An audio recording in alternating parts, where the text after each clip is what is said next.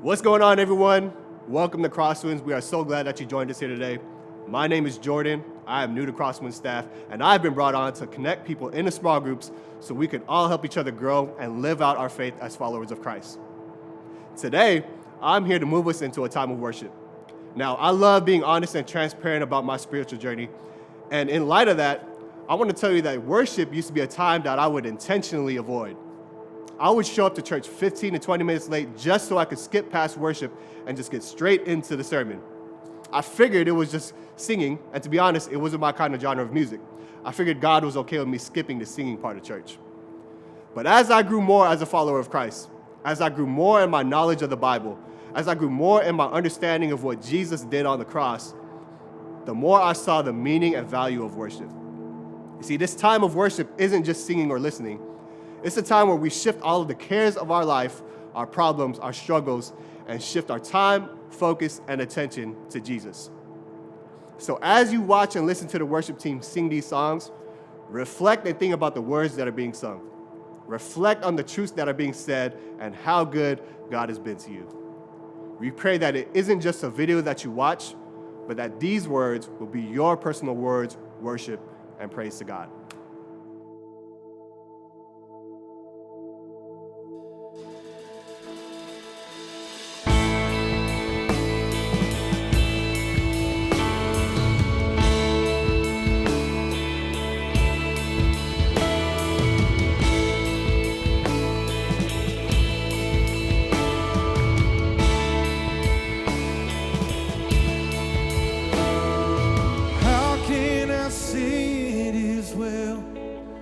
When my voice can barely speak, and how can I sing you a song in the midst of suffering? Jesus, will you meet me here? Let your peace wash over me, 'cause I need you now more than ever. Teach my soul to sing. My God is still in control, and still He reigns on His throne. Though mountains may tremble and sea billows roll, I'll sing it is well with my soul. My God is still in control.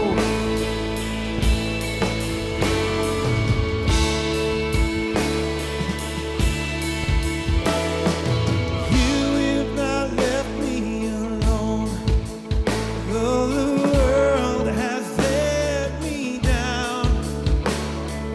All of my sorrow and pain, I will trade it for a crown. Thank you for staying with me when the night was closing in. Whatever my lot, you are still God. I will see again. My God is still in control, and still He reigns on His throne. Though mountains may tremble and sea billows roll, I'll sing it is well with my soul. My God is still in control, and I won't be scared of the wind and the waves. I will not fear the storm anymore, God, for you are with me, God. Yes, you are with me, Lord. You're teaching me to sing that it is well with my soul. It is well with my soul. It is well with my soul. It is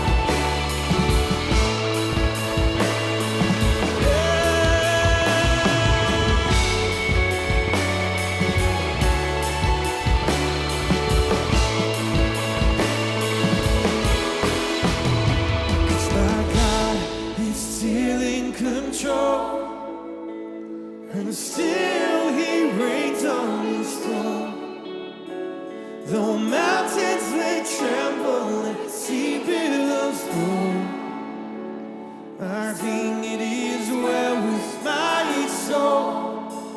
My God is still in control. My God is still in control.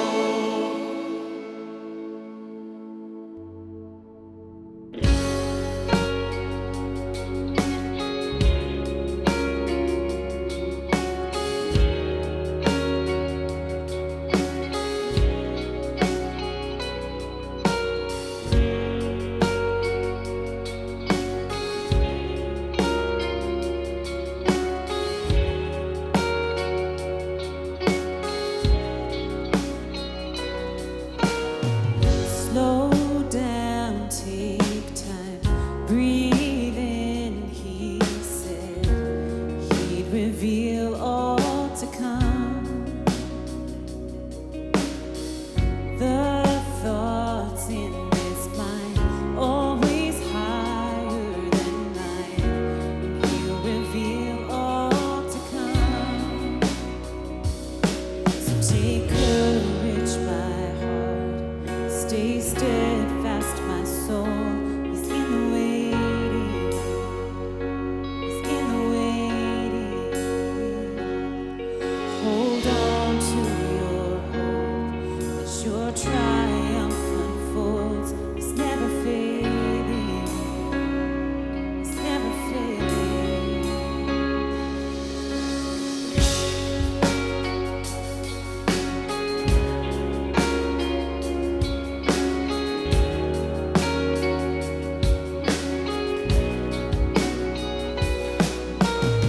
Sing praise, my soul, find strength in joy.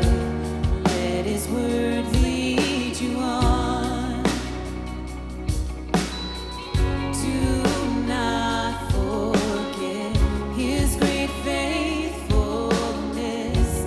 Finish all He's begun. So take courage, my heart.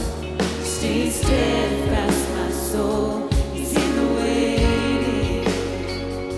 He's in the waiting. Hold on to your hope as your triumph unfolds. He's never failing. He's never failing. So take courage, my heart. Stay steadfast, my soul. He's in the waiting. He's in the waiting. Hold on to your hope as your triumph unfolds. He's never failing.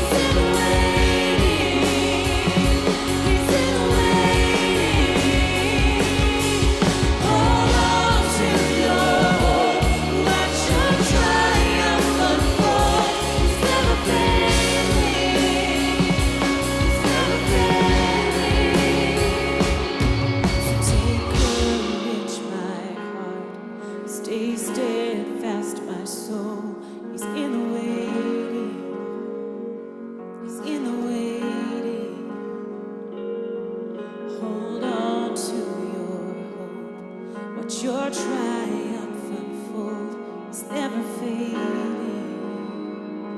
It's never fading.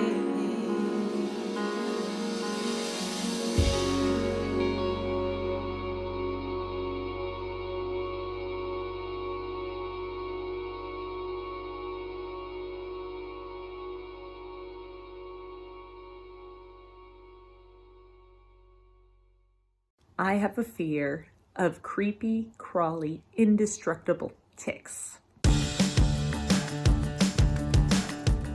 Maybe this one's from growing up in Florida, but if I'm outside and I go to move something, move a bag or move a pot or move like really anything outside, I am convinced there's going to be a huge snake underneath that bag or that pot, and it's going to jump out and bite me, and it's going to be poisonous, and I'm going to die. You would want to take a big jump back, because if it gets too close to you and it's a poisonous one, then that could happen. But if you jump back too much, if you jump back, then you could. But if you were surrounded by them, I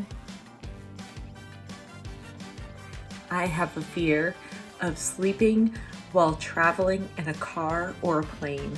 you can imagine that you're just in a magical unicorn place. She can remember that the car or the plane could also protect her, but she has to wear her seat. One of my biggest fears is having my eyes closed for too long when I'm in the shower. It sounds weird now that I'm like verbally saying it, but it's been that way ever since I was a kid. I just watched one too many scary movies in my life. I don't know. Don't watch scary movies. My advice is just don't close your eyes. That's a hard one, because you pretty much always have to close your eyes in the shower, because you don't want to get soap in your eyes. Or you could put goggles on. I have a fear of creepy, crawly, indestructible ticks. I don't think you would want to do this, but you could spray bug spray on your arm, I guess, if you wanted to. One of my biggest fears is raccoons. I don't know, I just feel like I never know what they're thinking, and I feel like they are fearless. So, naturally scared of them. You could put cameras up and you could see what they're doing. That's what my grandpa does, because his raccoon friends like to go and eat all the cat food. You should think that raccoons are dogs. So your grandpa has raccoon friends? Yeah, technically. Okay, if I give advice to every adult on the world, then I would give them this: to always think you can think of better things than your fears.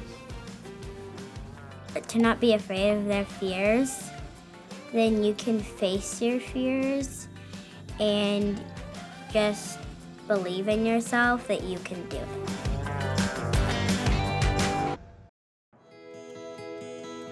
Sometimes it's the grown-ups that need help overcoming their fears.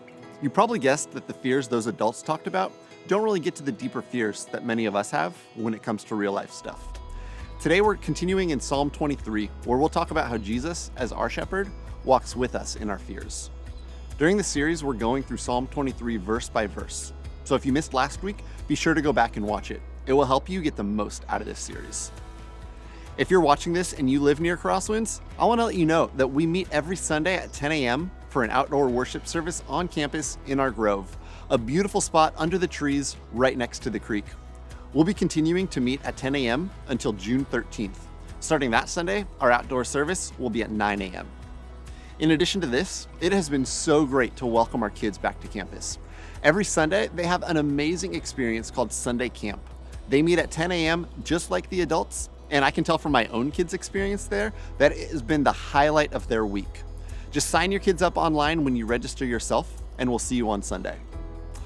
Starting Sunday, June 13th, we will begin offering 2 Sunday morning services, one outside at 9 a.m. and one inside at 10:30. Our indoor service will have all of the things that you love about pre-pandemic Crosswinds, including the creative elements, worship with the band, and a message. And then the outdoor service will continue to be more minimalist with acoustic worship and then the message.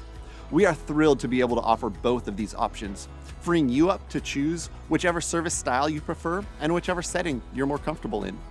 Our kids and middle school ministries will only be offered during the 10:30 service for an incredible and engaging experience just for them.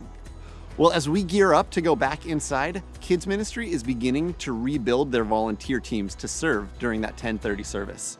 And we need you. One of the best ways you can help your church be ready to reopen indoors is to sign up to volunteer in some capacity in our kids program. Whether you're checking in or teaching or just being a helping hand, your yes to volunteering will be a spiritual investment in the lives of our Crosswinds kids.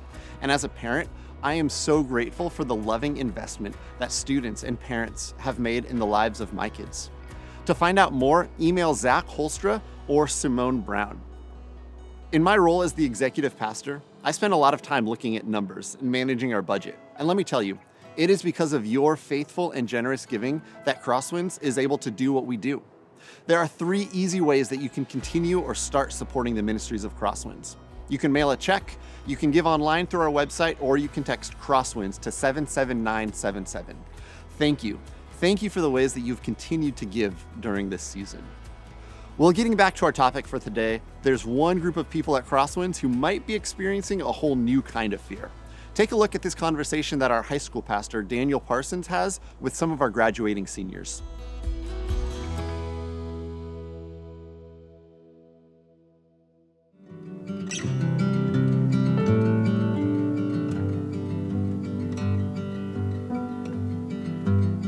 Where are you planning on heading or hoping to head?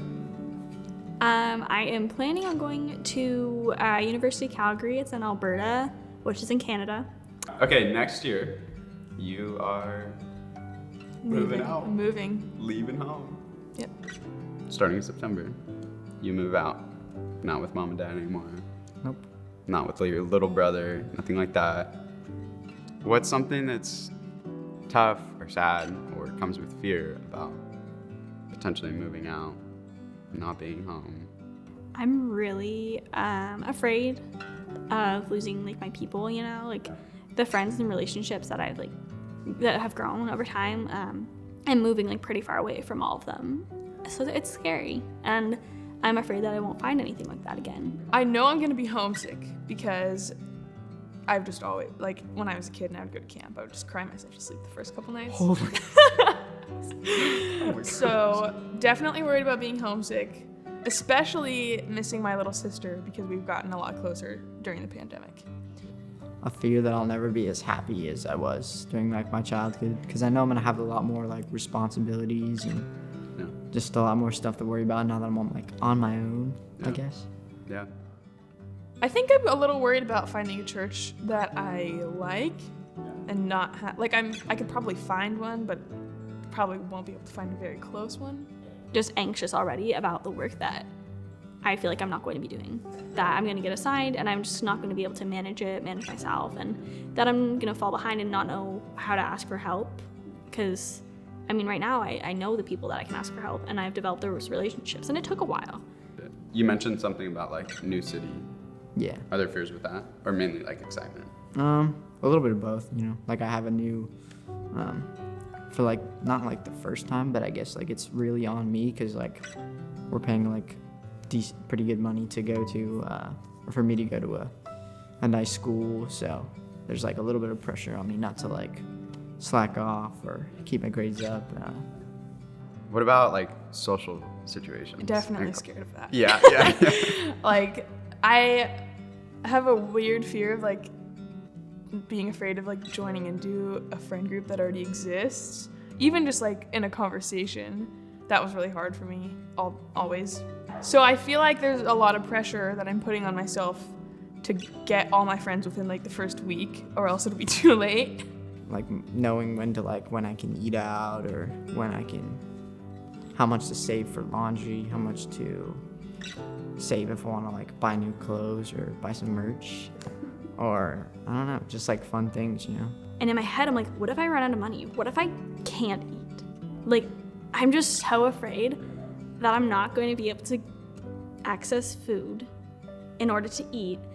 Worried about traffic in Southern California. Are you a good driver?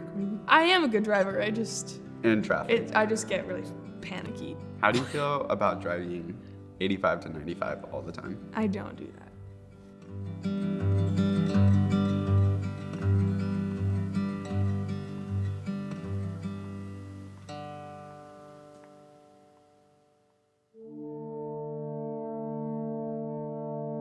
The Lord is my shepherd. I lack nothing. He makes me lie down in green pastures. He leads me beside quiet waters. He refreshes my soul. He guides me along the right paths for his name's sake. Even though I walk through the darkest valley, I will fear no evil, for you are with me. Your rod and your staff, they comfort me. You prepare a table before me in the presence of my enemies. You anoint my head with oil. My cup overflows. Surely your goodness and love will follow me all the days of my life. And I will dwell in the house of the Lord forever.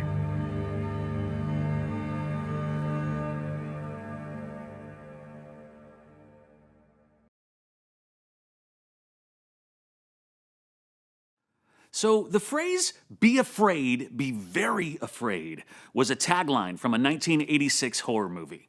I'll give you a second to try and remember or guess what horror movie that was. Be afraid, be very afraid. It was The Fly with Jeff Goldblum, which contains one of the more disturbing transformation scenes you will ever see in a movie. It's not so much the fly itself that's scary in that movie, it is the change from human to fly. It's even just too much for me to put in this box up here. I was 14 when that movie came out. I remember watching that scene on home video and thinking, this is what they warned me to be afraid about. Since then, I've seen many a scary movie. I am a fan of the horror. I like watching entertainment that brings the spike of adrenaline that comes with fear. But when it comes to real life, not the stuff on the screen, I don't know anyone that likes to be afraid. Let me ask you, what is it we should be very afraid of? I was thinking about this, and what people most often fear is not always the thing they should. Here's what I mean. Are you afraid to fly?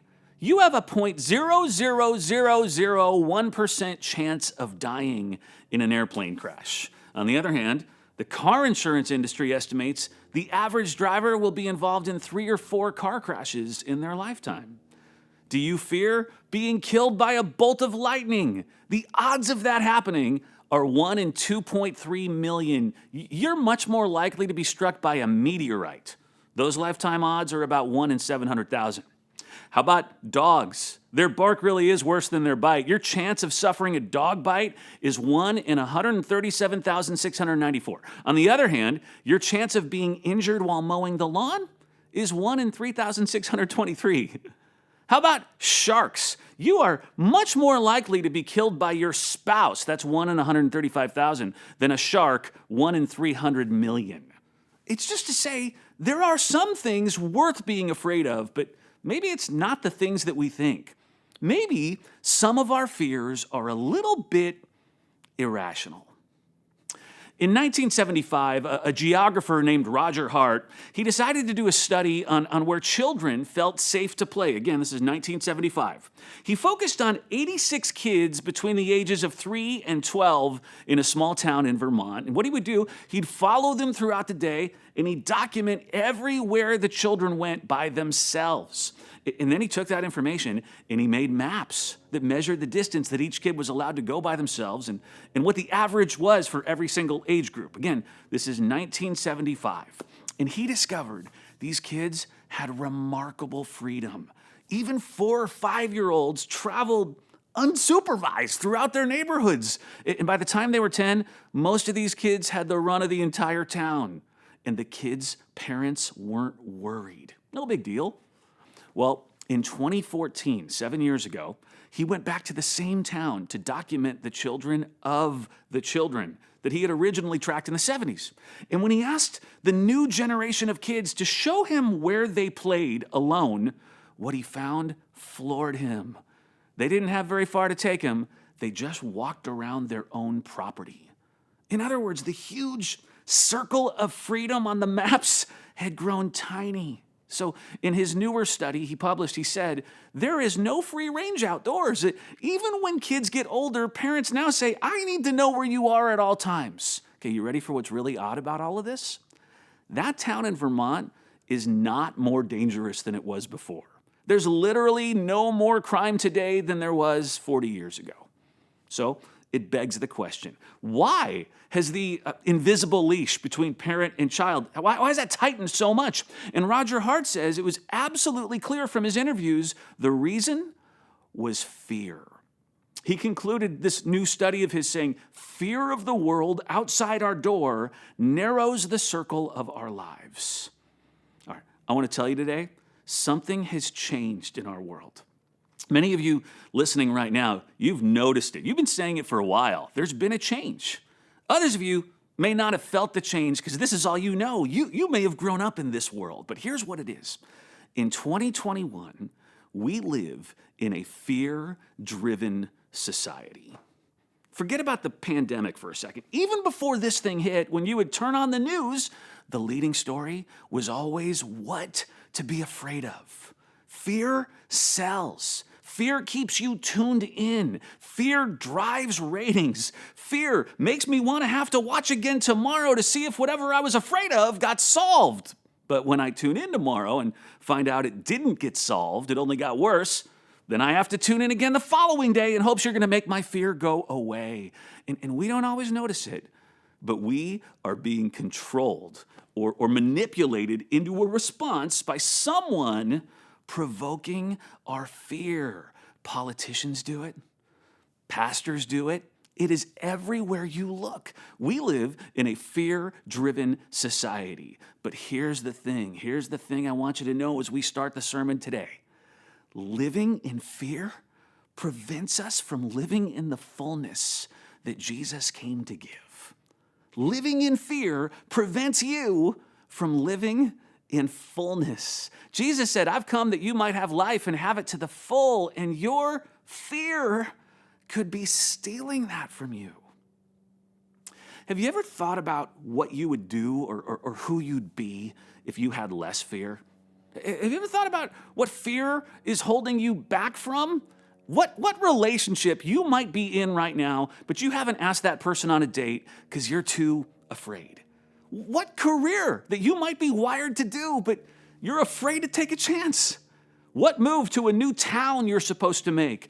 What small group here at Crosswinds you're supposed to join? What problem you need help with that begins with admitting to a group of people that you have a problem, but you're afraid to admit it? What is fear holding you back from? Who would you be if you had just a little bit less? Now, let me tell you, this is possible. To be less scared. A guy named Douglas Rumford wrote a book. He called it Scared to Life instead of Scared to Death. And here's what he found. This is so fascinating to me. He found 60% of your fears, 60% are totally unfounded. 20% are about things that are already behind us, things that are in the past.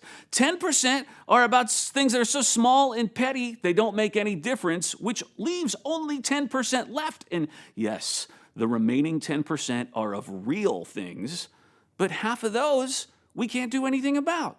So what that leaves us with is about 5% of our fears that are actually real and worth worrying about it. Yes, less fear is possible. Fullness instead of fear is possible, and it can come through the realization and the internalization of something that we find in Psalm 23. Something we read about being sheep that are cared for by a good shepherd. This whole series, we're looking at Psalm 23. We're trying to figure out what it means to live restfully in a restless world. And we're going very slowly through this psalm. Last week, we looked at verses 1 to 3. That's it, just 1 to 3. The Lord is my shepherd, I shall not want. He makes me lie down in green pastures. He leads me beside still waters. He restores my soul, and he guides me in the right paths for his name's sake. Last week, we explained that David, who wrote this, he uses this metaphor of sheep and a shepherd, and we said that David knew shepherding. David had been a shepherd when he was a boy, before he was a warrior, before he was a king. And today, I want to show you 3 more things about the sheep-shepherd relationship that you have with God. That if you embrace these things, if you really own them and internalize them, they should allow you to trade some of your fear for fullness. And we find them picking up in verse 4. Let me read you verse 4. David writes, "Even though I walk through the darkest valley, I will fear no evil, for you are with me. Your rod and your staff, they comfort me." Again, God, you're the shepherd, I'm the sheep, and even when you walk me through the darkest valley, I fear no evil, for you are with me. All right, let's talk about this. I said last week that it would be wrong of us to think that shepherds in the ancient Mideast were just doing their thing in continuous green pastures everywhere. That's not true. They had to constantly be moving their sheep to random tufts of green they would find so that the sheep could eat, little green spots in the midst of a really harsh terrain. And the sheep would eat all of the green up, and then they would have to journey to the next one. And the journey would take you up into hills and mountains. And then the journey would take you down into valleys. Now, real quick, that right there, there's something to that. We're going to come back to that. Just remember, mountains, mountains, mountains. But when David talks here in this verse about the darkest valley, he's pointing out that the life of a sheep, the daily journey of a sheep from green to green, it involves some scary places in between, dark valleys. Some of you know this psalm, and your recollection of it is different than what I just read to you. You're thinking, wait, isn't that supposed to be, even though I walk through the valley of the shadow of death? Actually, if you've known it a really long time, you know it as, yea, though I walk through the valley of the shadow of death. What's this all about? Darkest valley, shadow of death? Those kind of feel different. Well, as the sun would set on the Judean hills with its meandering trails and steep cliffs and deep gulches, it would become more likely that a sheep could make a wrong step or it could fall or it would get lost. As it got darker and the sun went behind the mountain and the sheep and the shepherd walked in the shadows, it would get harder for a sheep to follow the shepherd. Any one of those things, a misstep, a fall, getting lost, any one of those things could result in death. And so what a good shepherd would do around twilight in the valley shadows, they would drop back and they would walk amidst the sheep. As it got harder for the sheep to see, a good shepherd would walk and talk to let the sheep know he was right there in the middle of them. The shepherd would make his presence known to the sheep. And that says something about who God wants to be in your life. He's not just out front leading the way, but he is with you. He'll drop back to be with you. When you get off track, he'll go after you. And you may live in a world right now that is driven by fear, but you have a good shepherd who will talk to you, comfort you, give you an experience of his presence when you're in the shadows. David says, this is what he does. He will let you know that he is there. And the first thing that you must know today and then begin to internalize, I gave you a few others last week, but the first today, we tell ourselves to avoid fear at all costs. God tells us that he will make his presence known and felt in our fear. There is no valley so dark that God will not be there right with you. But you already knew that. Here's what I want you to understand today, that when it gets darkest, when it gets most scary, that's when God makes it known to his sheep that he is in their midst. He is right there That's why David can say, I will fear no evil, for you are with me. See, given the fear-driven society that we live in, I can choose to never go into the valley in the first place. Let me use me as an example. This is sometimes how I think. I think, you know what? A smart, practical person, they know not to go into the valley so that I don't need God to rescue me. It's wise for me to stay out of the darkest valley, the valley of the shadow of death. Why would anyone take those kind of risks? All right, let me tell you why. First, because while God is with me everywhere, the valley is where he makes that known and felt. If you're somebody who says, I just never experienced the presence of God in my life, it could be, I'm not saying it's always, but it could be that your fear is causing you to avoid valleys, and the valley is where he makes himself known and felt. But the second reason to take a risk and to go into the valley is that if you don't go into the valley, you'll never get to a mountaintop. Valleys and mountains go together. Max Lucado, well-known author, he puts it this way. He says, fear doesn't want you to make the journey to the mountain. If it can rattle you enough, fear will persuade you to take your eyes off the peaks and settle for a dull existence in the flatlands. I am telling you, your fear will convince you that the best move, the most God-honoring move, is to stay out of the valley, stay in the flatland. But it's not. Living in fullness means mountains and valleys, and not just the knowledge, but the experience that God is there with you. Now, look at the next line in the same verse. David writes, your rod and your staff, they comfort me. Let's talk about the rod and the staff that a shepherd would have. One of the things a shepherd had to do was protect the sheep from predators. You may have heard the story of David as a young boy with his slingshot. He used it to defeat Goliath, right? Do you know why David was good with a slingshot?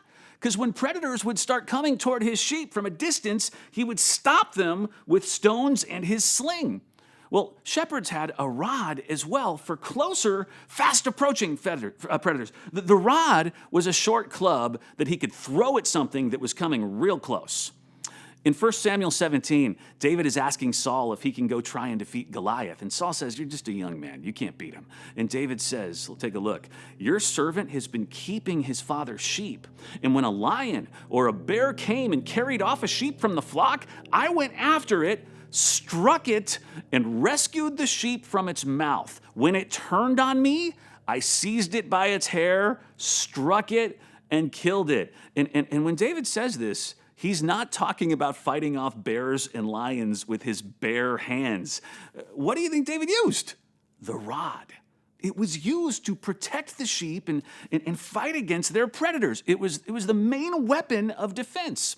Okay, this should do something to our fears. You must know. You tell yourself that you are defenseless against what the world might bring. God tells you he will never stop fighting for you. And he knows what you're up against. He is a fierce warrior for you. You tell yourself there are things out to get you, fighting you, wanting to see you fail. God tells you he is a warrior out to get the thing that's out to get you. Now, the staff, the shepherd's staff. If you only know one thing about shepherds, it would be that they have some kind of staff, right? That's the picture you always... The staff to a shepherd is like a basketball to Steph Curry. It's just what they do. Well, the staff was used to pull the sheep back toward the group, right? Grab them, keep them from falling off a cliff.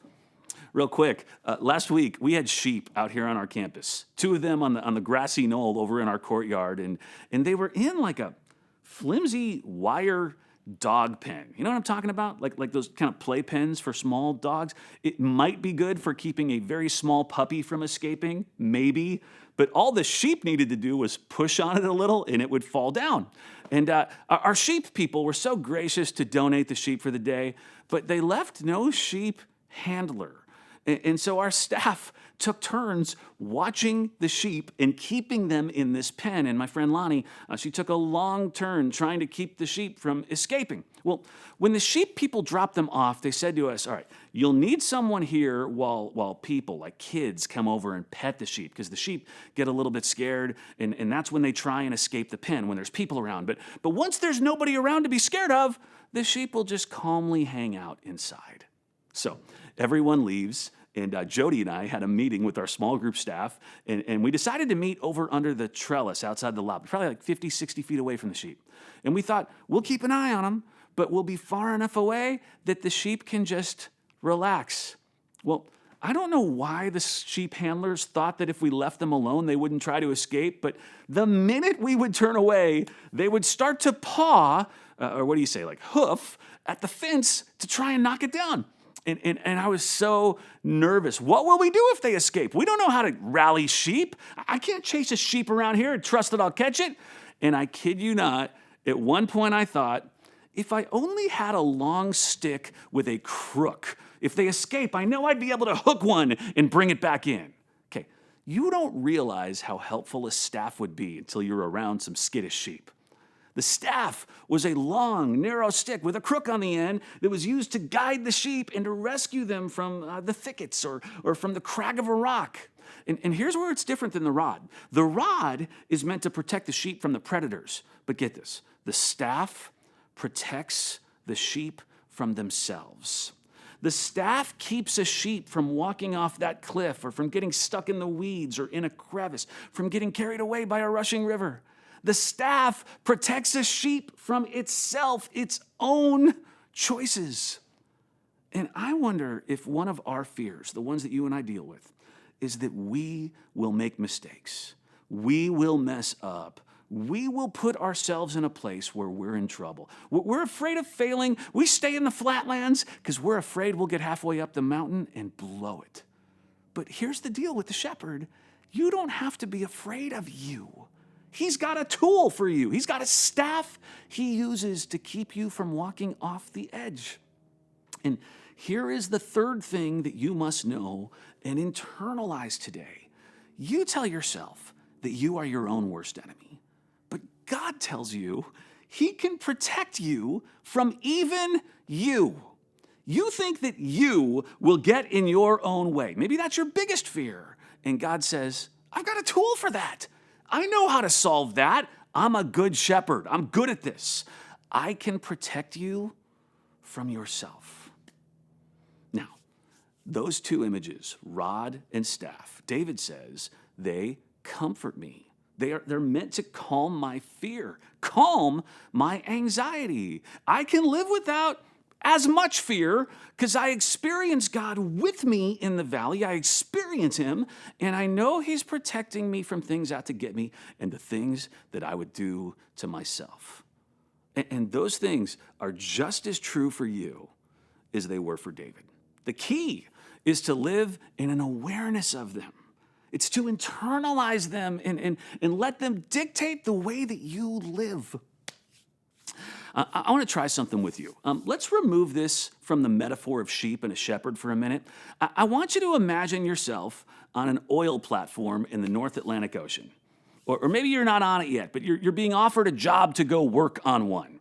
You know what an oil platform is? It's those oil rigs that you see out in the deep ocean drilling for oil. People go out there, they live out there for weeks, for months at a time while they're working. Once in a while, you see images of giant waves crashing into them. But these things are tall, they're built strong, they can handle it, hopefully. In 1982, an oil platform called the Ocean Ranger sank. A rapidly developing storm hit the oil rig before they could get ready. All 84 men on that rig were lost at sea. This is out in the North Atlantic Ocean. Okay, knowing that, would you be afraid to go work on its replacement? To go work on a new platform called the Hibernia that's about 750 feet tall, also in the North Atlantic, 189 miles out to sea from Canada. Would you be afraid? I think most of us would. I mean, you know what the North Atlantic is known for, right? Icebergs. Yes, This platform is built in the middle of what some scientists call Iceberg Alley. Icebergs that float through these waters can be as large as ocean liners. This is where an iceberg hit the Titanic. How comfortable would you be taking a job on a rig 189 miles out to sea where storms have sunk oil rigs and icebergs have sunk cruise ships? I think most of us would be a little afraid, maybe a lot afraid. Well, let's try something. What if I told you that this time, this oil platform, they decided to anchor it to the seabed? Not just have it float like the others, but actually create an artificial island with this platform so that it can't sink. It's built from the floor of the ocean up. Would the knowledge of that make taking the job a little bit more comfortable? I hope so. And what if I told you that because it sits in Iceberg Alley, they built the platform with 16 giant concrete teeth that surround it? Teeth that can take a blow from an iceberg and distribute the force over the entire structure and down into the seabed. It's built to withstand a 1 million ton iceberg with no damage at all. A 1 million ton iceberg only comes along once every 500 years. Would that make it a little bit more comfortable for you? I hope so. And what if I told you that even with all that, radio operators monitor all icebergs within 27 miles, and that any that come close are lassoed and towed away from the platform by powerful supply ships? They will never allow an iceberg to come even close to where you are. That all those safety devices on the rig will likely never have to get used. Would that make you even more comfortable? And what if I told you they put a Starbucks on it? Would that make you comfortable? No, they did not put a Starbucks on. Well, let me ask you, what more do you need to know to lessen your fears, to be comfortable, than that God is protecting you from things out there and from things in here? The God of this universe is with you in the darkest of valleys, and he's protecting you. And what you must know today is you do not need to fear so much. We live in a culture of fear, but you have a shepherd who is with you and protects you. And if you live afraid, you'll miss the mountaintops he wants to lead you to. I want to close just reading you something that a missionary and an author, Oswald Chambers, said. This is so good. Here's what he said. He said, "It is the most natural thing in the world to be scared. But the clearest evidence that God's grace is at work in our hearts is when we do not get into panics. The remarkable thing about fearing God is that when you fear God, you fear nothing else. Whereas if you do not fear God, you fear everything else." If you fear God, meaning if you follow him and his ways, you have no reason to fear anything else. If you don't, you'll find yourself fearing everything else. So this week, when the fear comes and you feel nervous or shaken or terrified, any of those, when you turn on the news and there's one more story meant to keep you afraid, when you answer the phone and there's something going on that's truly worth being afraid of, lean into the truth that Jesus is with you and is ready to show you that he is the good shepherd in your life.